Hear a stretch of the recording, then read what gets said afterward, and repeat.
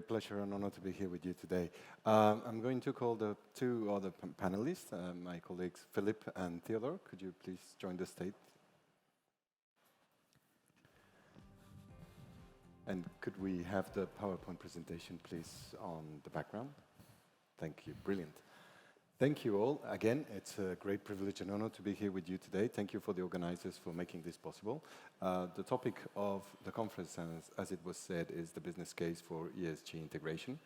We will be exploring the commercial benefits and opportunities that arise from real estate investors and developers. How do I change the slides? Got it. Yes. So the session is structured around 5 different phases. The first phase, we will be telling you what is the approach that we will be following. Then we will introduce the panelists, and we will focus on the main session and through the journey and the regulatory framework. And then we will have a session of questions and answers. Now, one of the key challenges that we were facing in preparing this session is the limited time that we have. We have a lot of things that we would love to share with you. So we have a QR code that we will be displaying on the screen where we have uploaded some documents that we think are of interest to you. And we will be sharing that with you later on. So again, the focus of this session is on how sustainability has emerged as a pivotal factor influencing financial performance, whether it is at the raising of capital through instruments like eco-loans or green bonds, as it was mentioned before, through the design, the construction process, through tools such as green building rating systems, or indeed, as it was mentioned in the previous session, other industry instruments, and then up to the selling of and market capitalization of a portfolio of assets. So we will be looking at these issues from the perspective of the entire life cycle of an asset. And in doing so, I will be introducing now the two panelists. Philipp, do you want to introduce yourself? Thank you. Philipp Klohr. I'm responsible for hospitality at Mubadala. Mubadala is Abu Dhabi-based institutional investor. We are our sole shareholder is the government of Abu Dhabi, about just under 280 billion AUM. We very diversely invested across the spectrum, focusing on tailwind industries, healthcare, biotech, real estate, obviously being a percentage of that, and we also have a very substantial energy focus still within the company. We have a substantial exposure to North America and to UAE. Remaining would be Europe and Asia, so really globally active. And our real estate portfolio is international and domestic, and so is the hotel industry. Thank you. Theodor? Yeah, my name is Theodor Kubak. I am managing partner of Arbireo Capital, which is a German investment fund investing in to retail, logistic, as well as hotels. I'm also fortunate to be managing partner of an Austrian company that is Value One, that develops offices, residential, student houses, as well as hotels. But the backbone of this company is very much sustainability, to the extent that 95% of all energy is through geothermal. And I'm founder of Hammer Europe, which represents the interests of hotel investors throughout Europe. Thank you. Yes, so the discussions will be articulated around two questions. The first one being for you. I think we've seen through these couple of days, and particularly in the two previous sessions, that not all the sectors are moving at the same pace or with the same depth in terms of implementing ESG strategies into their financial analysis. Would love to be, for you to share with the audience how your company has gone through this journey, and what are the main challenges that you've been facing, and more in general, what are the lessons learned? ESG clearly is a long journey. The UAE has committed to net zero by 2050. Mubadala has recently equally committed to that same target, and obviously it's a long journey. We have a few years left, but a lot of things have to happen. OPSWIF, which is One Planet Sovereign Wealth Fund, is a network of a lot of institutional and sovereign wealth fund investors, where we're also part of. It's about they gather about close to 40 trillion assets under management, and they are not all of them have committed to net zero, but it's a very big platform network that was created post the Paris Accords of 2015, and this is a very driving force towards investor force, an LP force, which dictates GPs to drive towards ESG targets. And your particular role within all this? We are a member of that particular you're a member of that particular of that fund, of that network. Mubadala has, responsible investment, ESG has always been at the core of what Mubadala does. Every single investment, every asset management initiative gets scrutinized by the responsible investment team, by the ESG teams. Nothing can go to IC without being cross-checked by that. So you have in place a process that aligns with your financial department and your asset managers. And it's more than just a tick the box exercise. Okay. It's really diving into the crux of what is the initiative, what is the investment case, why does it generate positive returns financially, but also how does it appreciate, or how does it help the community we invest in. A great example would be, if I may, Masdar, which is a company which Mubadala founded about 17 years ago. It's the largest renewable energy, one of the largest renewable energy companies in the world. Invests about $30 billion in wind farms, solar parks across the world, from the US, over Europe, UK, up to Australia. And what are the main challenges that you have faced over the time of implementing this process? Well, it's difficult to. Not everyone 17 years ago was on par, but people didn't know what ESG was. ESG was only framed, I think, in 2004. That people didn't care, and investment circles didn't care. Slowly, it started becoming the regulators. Legislation came into effect and forced that onto GPs, onto LPs, which eventually forced it onto GPs, and now the GPs also do care. But it was a long process, and now I think we're at the very good stage where now trying to make the link to the hotel industry, where the different stakeholders, operator, owner, brand, if that's different to the operator, and also the client in the end, all have ideally the same force and driving towards that same topic. Excellent, thank you. Philipp, you come from a completely different background. You're based in Vienna. Sorry, Theodor. No, Theodor. You're based in Vienna, right? And so in a EU environment that is heavily regulated and getting more and more regulated with things coming up like the EU taxonomy. What is, from your point of view, the added value that these instruments can bring to actors like yourself?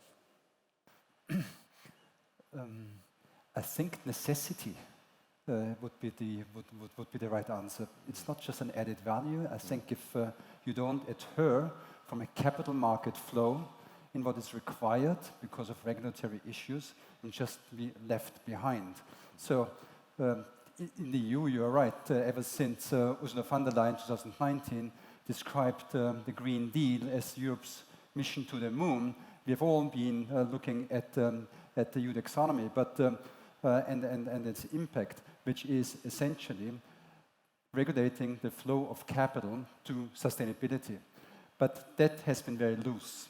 Now, more and more, and Glenn alluded to it just before as well, international regulators are coming together. Just 2 months ago or so, the IOSCO, which is the International Organization of Security Alliances, which is the regulator for and policy platform for security regulators, just announced its endorsement for the IFRS new policies on standards for sustainability, disclosure standards for sustainability, which effectively means that these new standards will need to be implemented with all its regulators, security regulators, which cover some 130 capital markets, or 95% of all financial markets. So, having said this, and on top of it, the Security Commission, Exchange Commission, stated that these new rules meet the standards, pretty much the standards of the EU taxonomy requirements. These new rules are now mean that the ESG reporting is mandatory. So therefore, if us as investors or asset managers do not adhere to these new IFRS rules or ESG disclosure information, non-financial disclosure information rules, we'll have an issue in attracting capital, we'll have an issue in attracting financing, and simply will slowly phase out from the market. So it is a necessity rather than the value add. Yes, today it might be value add, but in the short term to long term. No, and I think what you say is valid for the financial industry and you know what the EU taxonomy considers as the financial industry, but it also applies to organizations such as our organization. I'm working on a largest engineering firm in France, which is actually part of the sovereign fund. And we ourselves, although we are not required by law until 2026 on the exercise of 25 to report on the EU taxonomy, we're already in the middle of the exercise as long as identifying what are the activities that are eligible and aligned with the EU taxonomy, with the view of market capitalization by 2025 when our main shareholder will be going out. So I guess what you say has a largest impact. It's just not sectoral. It's really, really widespread. Do you think that this sort of regulations, which we're seeing in the European Union, are you seeing something similar in other parts of the world? Well, just take what I've just mentioned in terms of the new regulations, IFRS regulations. Yes. If these become mandatory, and if the security regulators incorporate these new rules into their policy frameworks, yes, then these 95% it will be mandatory. Take as reporting, such as in UK, such as in Singapore, such as in Hong Kong, such as in Australia, such as in South Africa. It will be mandatory because it will be incorporated, and there will the links, international reporting links, the non-financial reporting regulations directives will come together. Sustainability-related financial reporting. That's an interesting term.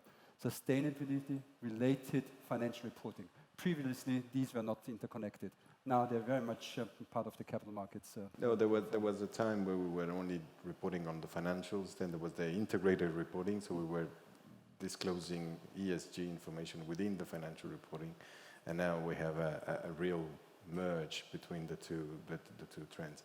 Is this something that your company does? Do you report separately the ESG performance of your company and the financial performance, or do you seek to integrate both? We do track it. We've actually just recently, on the topic of ESG, we've started, we call it Project Decarb. Every single Abu Dhabi-based hospitality asset and most of our UAE assets within the group, we've started a measuring process. What is our exact carbon footprint? What is our ESG rating performance? We have our own metric for that. Okay. And obviously, as I mentioned, we have the path to net zero 2050, and we have our interim goals for that. We track all of that. It starts with measuring, and now we have the implementation plan. The one big one, if I now maybe go to the business case for ESG in the space, the RIs, at times you have the low-hanging fruits, very simple ones like your LED lights, your food composter, your heat pump. You have an RI of 3 years or 5 years, maybe that's an easy win. There's RIs which go beyond 10 years. And those are, initially you question yourself, does it make sense to invest that? But then if you go to what Theodor said, that, or what also Glenn earlier said, the investment world, where the money comes from, the LPs, they will require you, they will not buy your asset unless you have certain things done. So basically your cap rate either expands or you don't even have a buyer pool if you don't invest in those longer term, maybe potentially on our perspective, not returning investments. But you have to do it in order to access the buyer pool. On top of that, you have your immediate P&L improvement through executing that cost measure. Right. Excellent.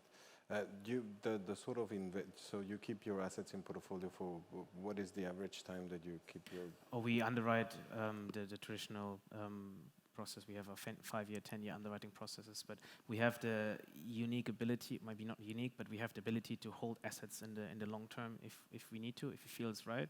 Mazda, as I mentioned, is a 17-year-old project. We recently sold down a significant portion to Taka and to ADNOC, which is the oil producing company here in Abu Dhabi, in order to elevate the project to the next level, to create capital and to be at the forefront of the transitional energy. And you apply the same thinking to assets that you will keep in your portfolio for a more short period of time? Is the approach to ESG is independent of the time you keep your asset in portfolio? Yeah, I think it needs to, because if you say your buyer pool is like-minded to yours, so that's at least how we want to think, that other institutional investors think like we do, ESG is a requirement and you have no exit if you don't do it, then we think of those projects on a long horizon, and if we don't do it, we feel we lose out our buyer market. But at the same time, if something makes sense to divest within a certain time frame, we will consider that.